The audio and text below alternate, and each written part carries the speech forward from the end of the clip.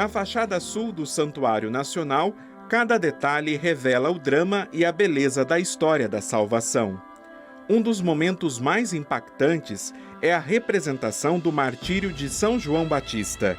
No mosaico, vemos o rei Herodes, seduzido pela dança de Salomé, influenciado pelo mal, representado de forma simbólica. Um demônio de cabeça para baixo, sentado sobre o trono, como sinal de que o poder daquele rei já está corrompido e distorcido. A cena mostra o instante em que a cabeça de João é entregue em uma bandeja. Mas um detalhe chama a atenção. Um fluxo de ouro desce do céu, recolhe a cabeça do profeta e a leva de volta ao Pai. Um sinal de que a vida de João não termina ali. Ela é assumida por Deus como testemunho de fé e verdade. Logo abaixo, outro mártir é representado, São Tiago, irmão de João, o primeiro apóstolo a entregar a vida pelo Evangelho. Ele aparece decapitado numa forte imagem que recorda o relato dos Atos dos Apóstolos. Herodes mandou matar à espada Tiago, irmão de João. Ao lado, o povo aplaude Herodes, mas o mosaico deixa claro que essa aprovação humana é frágil e passageira. As figuras das pessoas estão envoltas em um fluxo escuro, e o último personagem da cena está sentado no vazio, um símbolo de destruição inevitável de todo o poder que se distancia de Deus. Assim, a fachada sul nos convida a refletir sobre a coragem dos mártires e o chamado que também recebemos, sermos fiéis à verdade, mesmo diante das dificuldades. Após essa belíssima catequese, nós queremos continuar a nossa jornada bíblica, que estamos aí construindo neste mês de julho. E é importante que, neste programa, queremos nos ater a dois personagens bíblicos importantíssimos do Novo Testamento, que é São João Batista e o outro São Tiago. Quem está nos ajudando a fazer essa jornada é o professor doutor Sérgio Ribaric, aquele que mais uma vez acolhemos com carinho aqui no nosso programa. Bem-vindo entre nós, Sérgio. Obrigado, Rodrigo. Muito obrigado pelo convite. E aproveitamos também para saudar os nossos queridos alunos lá do ITESP, o Instituto São Paulo de Estudos Superiores, e todos aqueles também que frequentam, a nossa faculdade e com alegria podem beber um pouco ali também de formação teológica para auxiliar, ajudar no crescimento de todo o povo de Deus. Sérgio, nós estamos olhando parte por parte ali dos elementos que compõem a fachada sul do santuário. E hoje nós começamos conversando sobre a figura de São João Batista. E não há como falar de São João Batista sem recordar a dimensão do martírio. O que representa o martírio de São João Batista para nós cristãos? O martírio de São João Batista representa o primeiro martírio de uma série que infelizmente vai percorrer os próximos 300 anos na história da igreja. Mas não é o martírio que te leva a Deus. O que te leva a Deus é o profetismo, é o professar, é o anunciar. É isso que te leva a Deus. Por muitos anos foi confundido o martírio, o sofrimento, a dor como condição sine qua non para chegar a Deus. E não é. O martírio, a dor, o sofrimento é uma condição humana que se impõe ao outro humano. Não é Deus que nos impõe isso. Esse retorno a Deus significa que você cumpriu aquilo que Ele pedia. Evangelizar, anunciar, criar novas consciências, novas pessoas, novos rumos, novos caminhos até o próprio Deus, até o próprio Pai. Por que a igreja lá nos primórdios, e claro, hoje ela também reflete muito sobre isso, mas ela fala da importância dos mártires, ela ressalta a importância dos mártires na história? A importância dos mártires é uma característica típica da nossa Igreja Católica. Por quê? Porque nós vivenciamos esse período durante 300 anos, como eu disse. E esse período foi de uma vivência de quase todos os sacramentos. Eu me lembro que na Ata dos Mártires, um livro raro aqui no Brasil, escrito em grego, se mostra várias vezes os mártires fazendo as primeiras celebrações eucarísticas, escondidos nas tumbas, nas catacumbas, e muitos deles levavam pediam uma Eucaristia e guardavam no bolso, porque sabiam que se saíssem hoje ou amanhã e fossem pegos por uma legião romana, iam fatalmente serem mortos na boca de leões. E eles levavam aquilo para um último ato da vida deles, era comungar, porque sabiam que aquele corpo de Cristo era o caminho para a vida eterna. Então, veja essa experiência dos mártires como nos marcou profundamente. Eu sempre falo para os meus alunos, eu brinco com eles, o que faz com que a gente acredite que a Eucaristia é o corpo de Cristo? Não foram apenas as palavras dele na Santa Ceia, porque o evangélico também e outras religiões também leem o mesmo evangelho, mas não acreditam da forma. Porque nós vivemos isso com testemunhas que levavam aquele pedaço de corpo de Cristo para poderem comungar e para poderem sabendo que aquilo era um encontro deles final com Cristo. Morriam felizes porque sabiam que iam abrir os olhos e iam encontrar os de Deus esperando por eles. Um outro personagem que nós vamos encontrar ali na fachada é São Tiago. E é interessante a gente também falar um pouquinho, né, desse martírio de Tiago, né, o que ele representa para a igreja. Mesma coisa, é uma coisa que a gente tem que se lembrar sempre.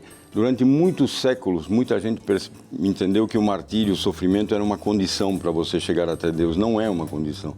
É uma condição que Deus não quer. Ele não quer o sofrimento do ser humano. O problema é que o sofrimento do ser humano é feito por outro ser humano.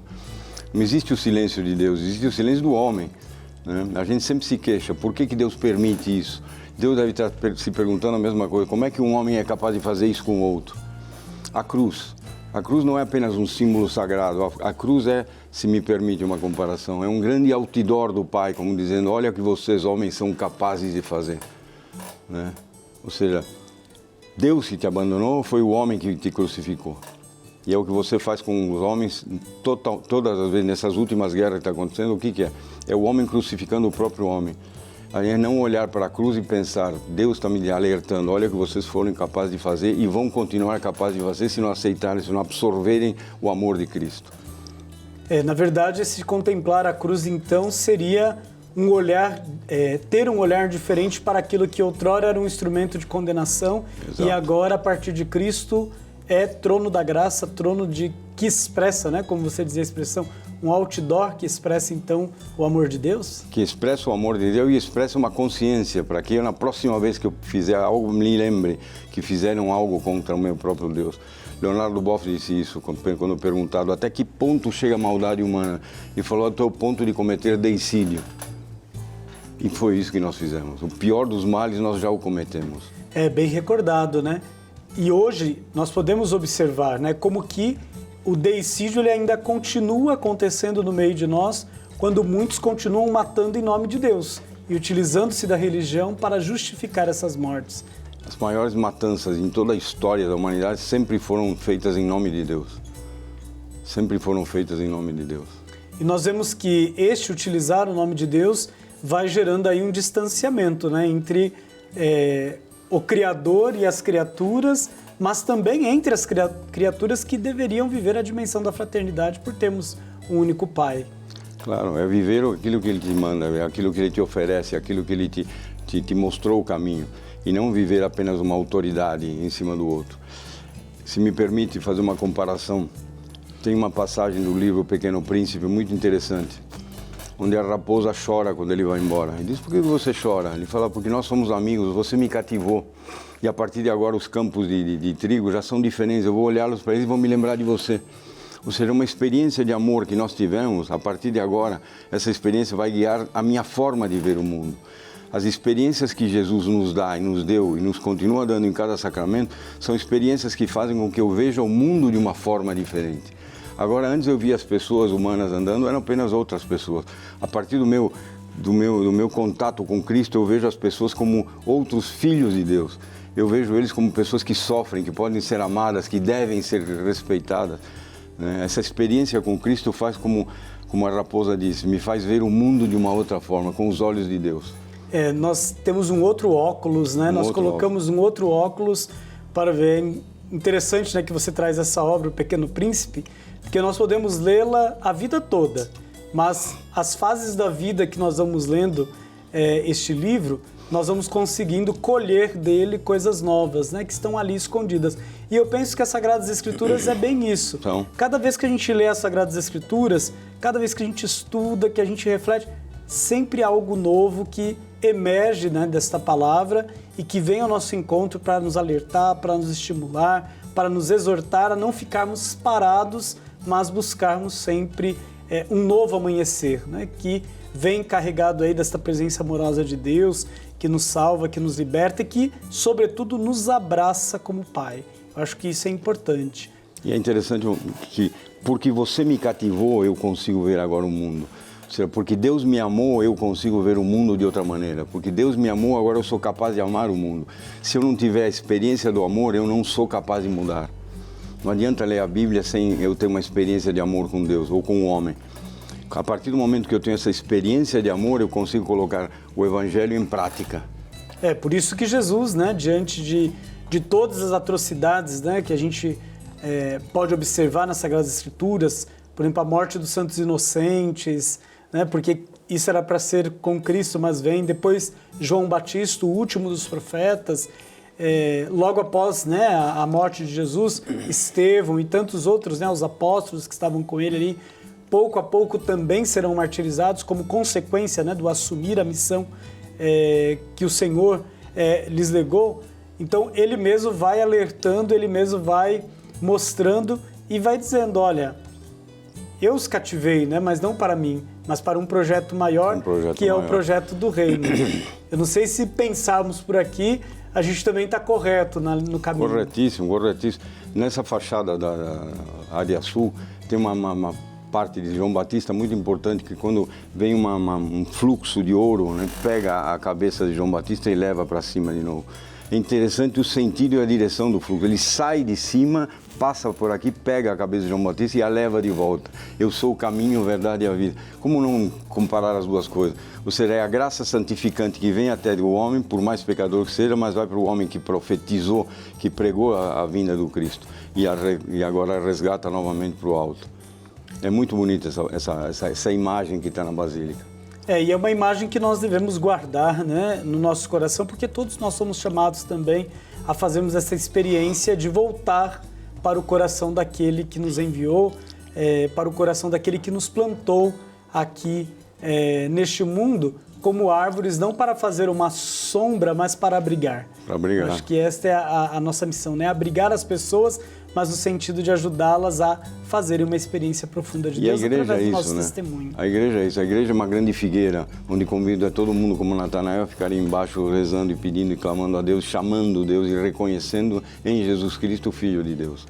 Sérgio, nosso tempo já acabou no programa de hoje, mas é sempre uma alegria poder estar aqui com você, conversar contigo sobre as coisas da Palavra de Deus. Mas nós voltamos na semana que vem para continuarmos essa jornada.